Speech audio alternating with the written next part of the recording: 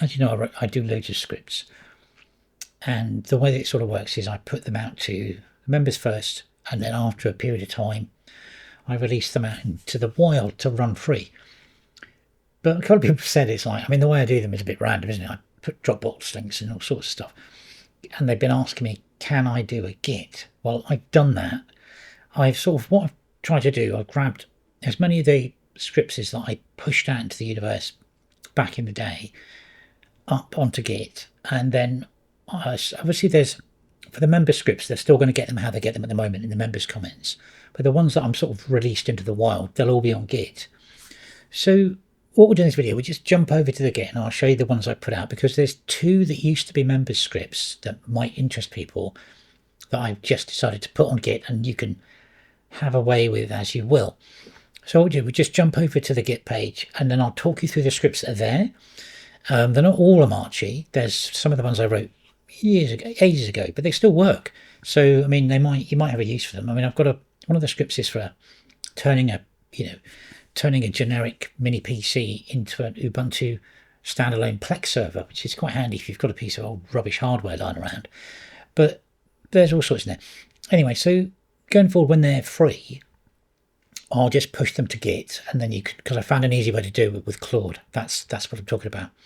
So I'll push those to Git, and obviously for the members, when they're new and they're something I've spent a lot of time with them, they go in the members area first, and then those guys can have a play with them, and they're great for feedback, and it really helps me sort of focus in on what I need to fix for people. So with that said, let's dive in.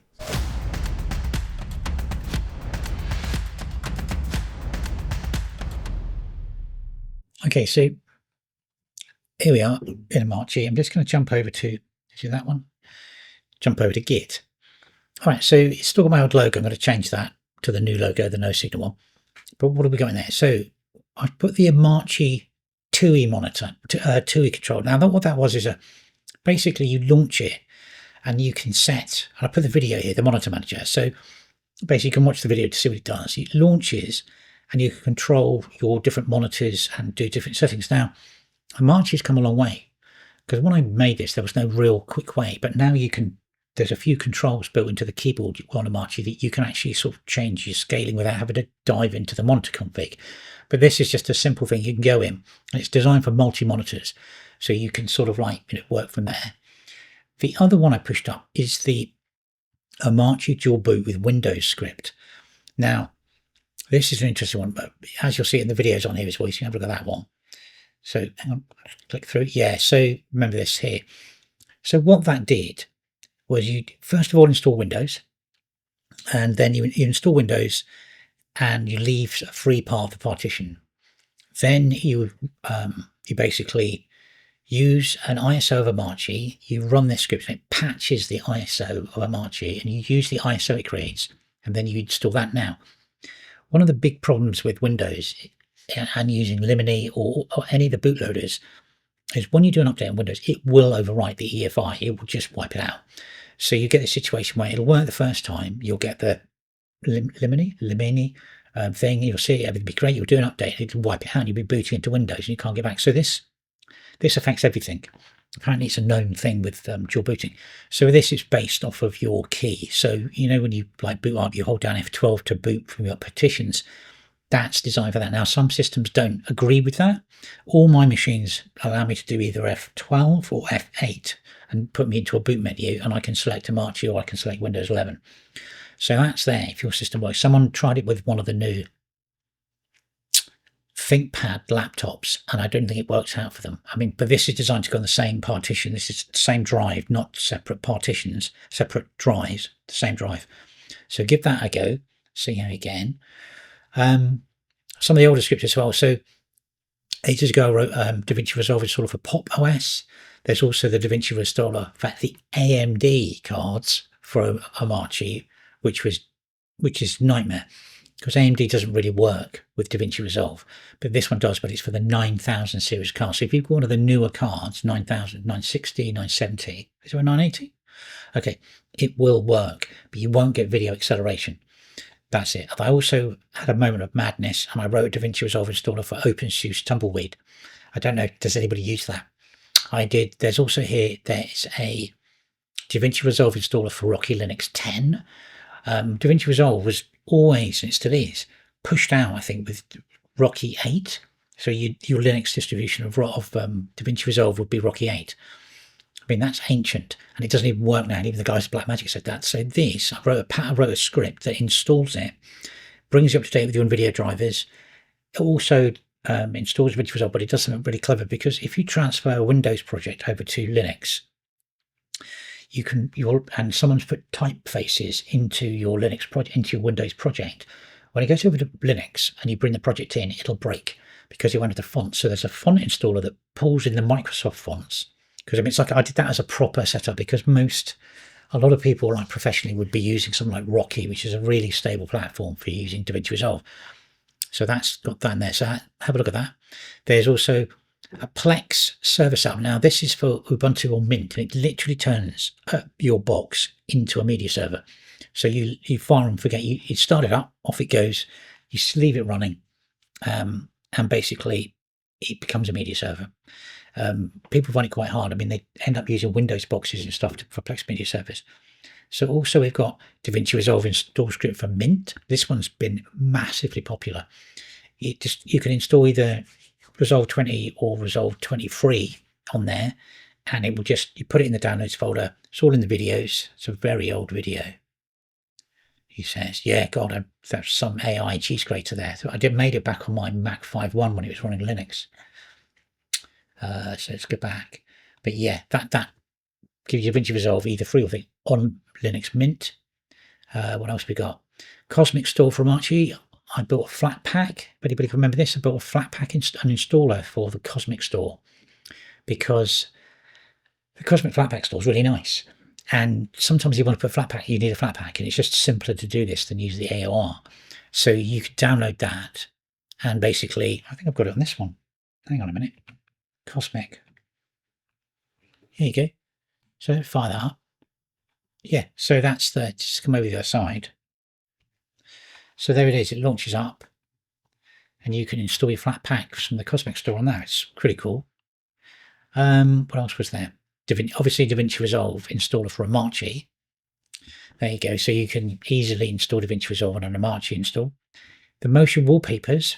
I can't remember. This was quite popular. It's just basically making a video run on your desktop behind. People really like this. We need to put a video on there for you to have a look at. But people really liked it. You could run your desktop would just have a video running on the back. Then SuperShift S, which is the Gamescope launcher, that's there. That's always been released, but this is where you can get it. And I'll keep updating this version if you want it. And then you've got the Acer Power Control. Now this is for Acer Nitro and Predator laptops. When you put Omarchy on them, it doesn't configure the power properly. So you run this script, and then all of a sudden you can use your power. There's a power button to control the power states. Otherwise, it'll just run on its lowest thing all the time, and you'll be wasting a thing. Red Pill. Now, this was the latest version of this. This is a complete backup of your personal files from Omarchy. It even does disaster recovery, so that's worth having a look at. OS X Omarchy, losing the title, loads of a VM that you can run Mac OS. I know I got Monterey working, and I think I got what else? Monterey. Not to, have a look. I mean, there's a couple that are a bit wobbly, but I think most of them okay. Ignore that's my Omarchy fork of the main distro, and then the old, very old one, the first one things I put on GitHub, but I didn't really keep it up because I sort of moved on, was the original Gamescope script. But I did it wrong. This is one I did wrong, where you launched it. It gave you loads of nice controls to do it, but then you were still launching Gamescope inside a Wayland session, which is not the way to do it, as I later discovered, because the mouse wouldn't work and all sorts. But a lot of people have cloned that and they're working on it. But I'm leaving it as an archive, but that's the wrong way to do it. Basically, the right way is this script, which is the, where are you? SuperShift S script. That's the one I keep showing you. That's the script to download. I mean, it's all in here. You click on that. You basically can just clone it. All the install instructions are there for you. Do that. Off it goes. Gives you all the instructions of what to do. It's amazing. I got Claude to do this because it took ages. I was sitting there typing out the notes thinking, how does that do that? Then I realized that Claude can just chuck the script to Claude. It can actually publish the Git to the repo and write me the notes. So I thought, okay, let's just start out. So it's co-authored by Claude. There you go. All right, so that's that. So going forward, if it's a free script, it'll come up here. And in the future, let me just come back to me. Yeah, and in the future, when I release them publicly after members have had a bit of fun with them, then they'll go there. I mean, members, you'll still get them in how you get them at the moment in the members comments section, like the recent Mint script and all these other ones and the Omarchy Overcatchy scripts that are going there. But as the time goes past, it's just just worth pushing them out to the public, because I think the members have had plenty of time to play with these things. So yeah, so there you go. So I'll put a link to this in the description, and going forwards there'll always be a link to this in the description of all the videos if you want to check these scripts out. If you find problems with them, obviously it's easier to let me know now, but it's sort of one of these things where is it worth, if someone's trying to install DaVinci Resolve on a laptop with an Intel iGPU, then I wouldn't write that email, because that's really hard and it doesn't really work. So, I mean, I haven't got DaVinci Resolve working on an Intel art card. I may have done that actually, I don't know. But it's laptops and DaVinci Resolve are just not great fun because of the dual line GPU and discrete GPU. Or if you're trying to get it to run on a discrete on the iGPU, just forget about it. So yeah, things like that I'm not going to really spend a lot of time on, because there's like a minuscule amount of people. But when it comes to things like the Gamescope launcher and stuff, if you've got problems with that, give me a shout, because I'm sort of been building so many versions, and in the end it would be great to just make one installer, one Gamescope installer to rule them all, that would do Debian, Arch, and Fedora, which I've managed to crack Fedora. So basically, all of them. I can't say what is it, the other one, Slackware and Gentoo. I won't be doing that. But basically, one installer out of all of them. But it's great to get feedback on each, because then I can work out what one needs to happen, because they're all universal parts. Obviously, it's all still Linux underneath. So you can get there, but it's just the packages. So you've either got to build a package, or the package has already been completed for you. So it's just a matter of working that up. But yeah, so all those scripts are there for you on the GitHub, and the links in the description. Enjoy yourself, and let me know if you have any problems. Obviously, it's easy to get hold of me like that now. And as I said, thanks for watching.